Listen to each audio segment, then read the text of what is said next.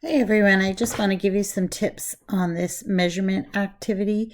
So this will be the tips, not necessarily the key.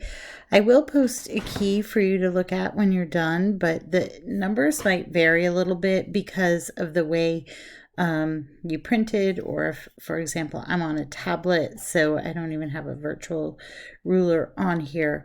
But you do want the kind of ruler that has both US and metric measurements on the same one is handy, but you can just use whatever you have if you have two different ones. If you are doing it on a tablet, it might vary a lot. I have this in a PDF and it's like at 190%. If you're doing it just on a screen, a regular screen, try to put it at 100% for like your PDF document. But in an app, it'll come out a lot different. So it varies from if you print out your paper on different kinds of printers, it changes the dimensions a little bit too. So just keep that in mind. And if you're close and you have the right steps, that's totally fine. So for rectangles, we have area equals length times width. Perimeter, you just add up all the sides, or you can do twice the length plus twice the width, just combine those together. So we haven't done our geometry yet, but this is kind of familiar territory, I'm sure. So we're not going to get too involved. It's mostly about converting. So I'm just going to push this up a little bit here. So when you measure, just make sure that you're not doing the end of the ruler, that this end of the line is actually on where the 0 is on the ruler, and then measure up, do your inches first, and you're going to put that right here. So the length is going to be the crossways. Okay, so length is here. Width, you're going to do the same thing along this edge here. So that's your width. And you're going to first measure in inches while you have the inches out, and you can put that right over here where it says width. Now for mine, the length I got was on one of the sheets I printed was 5.5 inches across and 14 centimeters, and another one it was 5.25 and 13 inches and 13.5 centimeters. So it does vary. The width was 2.25 or inches, 5.7 centimeters for one of the printouts, and the other one was 2.5 inches and 6 centimeters. So just so you have a rough idea, if it's around that ballpark, that's totally fine. I'm more concerned with what you do with the numbers, and as long as we're close, we're in good shape. So again, the answers might vary. So to find the actual, so once you measure everything up, so first you're going to measure all the outside here of the park and put all that data for number one. Then you're going to do the reflecting pond, same thing. You're going to do your length, put that here for inches, here for centimeters, and then width. Same thing. So fill in that. Then you're going to find the actual dimensions of the park in feet based on the scale that 1 inch is equal to 20 feet. So you can do that using the unit analysis that we've been working with. So I'll show you, for example, if we had my dimensions for the printer I used at work, I got 5.5 inches for the length, and then I would multiply that by 20 feet per inch. So I should put my inches in here. Well, let me rewrite this. I'm actually just going to write it as a decimal to keep it easier. 5.5 inches over 1 times 20 feet per 1 inch. That's based on this, our scale. And then I'm going to go ahead and just write that out. So I have 5.5 times 20 gives me 110. And then my inches would reduce out, so those cancel. And I'm left with 110 feet. Again, your numbers might vary a little bit. I expect them to. So if I, see everything so exact as mine, I might wonder, but it could possibly be that way. So that's the answer for the length of the park. So you would write that, and then you would have to figure out, or you could just put equals length, and then you'd have to also figure out the width. I'll leave that for you to do, but you could use you would use these. We are doing it, we just want to use the inches one, right, and do the same exact thing and convert to that scale. Okay, so it's kind of the proportions that we have. So I'll leave that for you to do.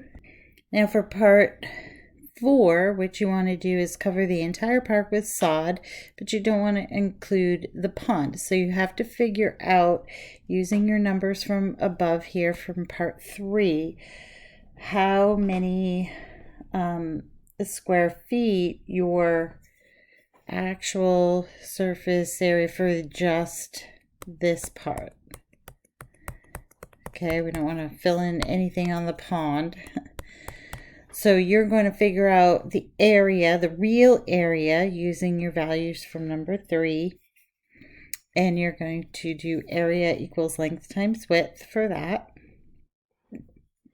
And then you are going to figure out the area of the pond right here in actual feet based on the scale that you found here, and then you're going to subtract, and that will be the area to sod. So I'll write out a little formula for you to give you help if you need that.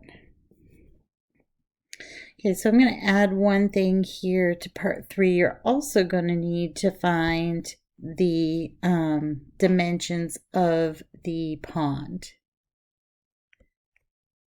in actual. Okay, so using this scale, you'll need that for this part right here, actual area of pond. So I wrote you out a little formula: area equals length times width. So the area to sod will be the actual area of the park minus the actual area of the pond.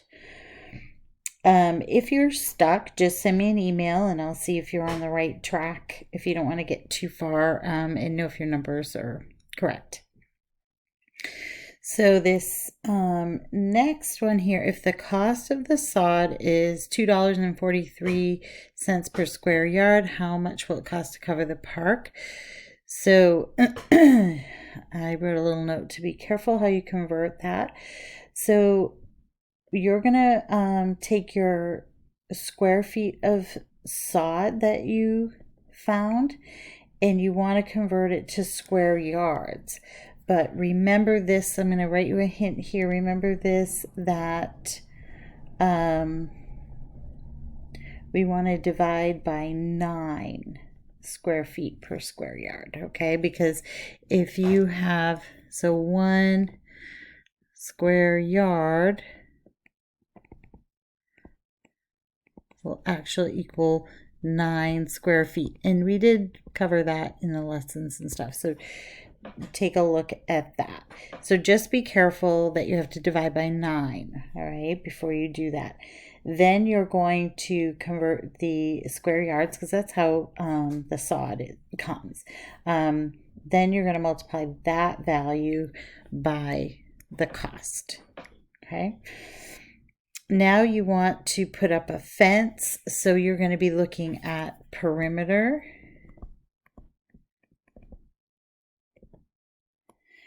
So if we're looking at the actual, remember you have to figure out, use the actual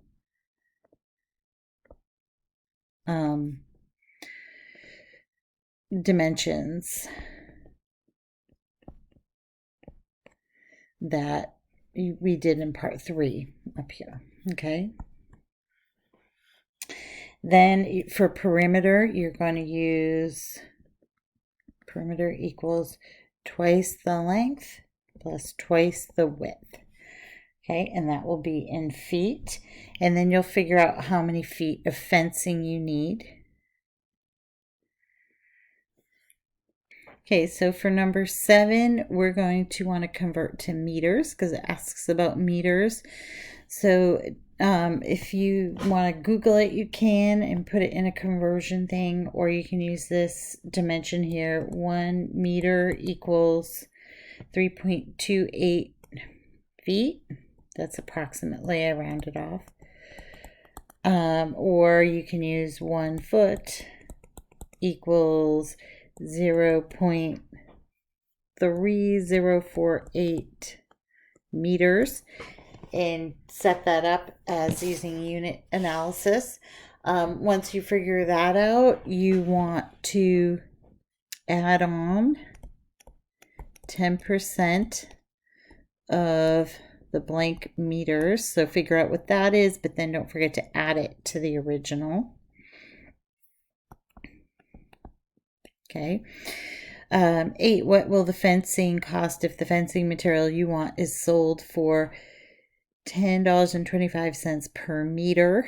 So you're going to figure that out and round to the nearest meter.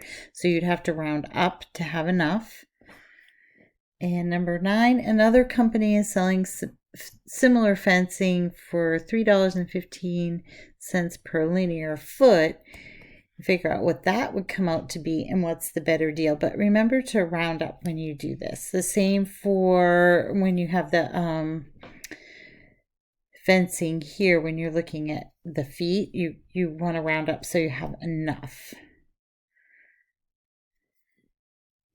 Okay, so I hope that helps you get on track with that. Again, just try your best, and that's good as long as you've tried something and it's on the right track. If it's not, I'll just talk to you about it and let you see the answers and stuff, and we can have a discussion. You'll still get credit. Part 2, refer to the table below and answer the questions. Show all your work. Be sure to label all answers with the correct unit. So don't just, fill in. You need to show some calculations there of how you worked that out. It might be a little tricky to just actually show any math, but if you're struggling with that, just kind of tell me what you did. Just like write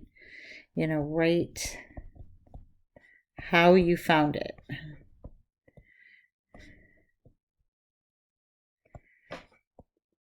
Okay.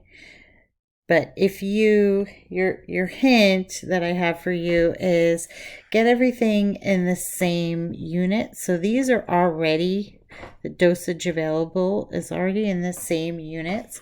So I have that hint here. Convert measures for available and prescribed to match each other so you can make calculations and comparisons to the dosage. So what I would do is in this column, get everything into milligrams. Is probably the easiest thing to do. And you can just shift your decimal, and then you'd be able to see clearly like how they relate to one another, and you might need to divide or something like that. Okay. One thing, the little micrograms kind of go 3 spots down here if you're using a conversion bar. Okay, so you're going to even go 3 further. So the micrograms, mcg go down here. So this is really pretty tiny. Okay, but remember you're just converting to milligrams there. So for example, I'll kind of help you out with that one. This would end up being 0.125 milligrams based on this. So now you can see how they would relate. And do you need you know, 2 pills, half a pill, 1 pill? Like, how would that work? Okay. So I hope that helped. Let me know if you have any other questions or need some more tips. I can just email back and forth with you, or when we meet for office hour time, we can do, you know, some chat, or just by appointment. Just send me an email and we can set up a quick Zoom. So have a great day.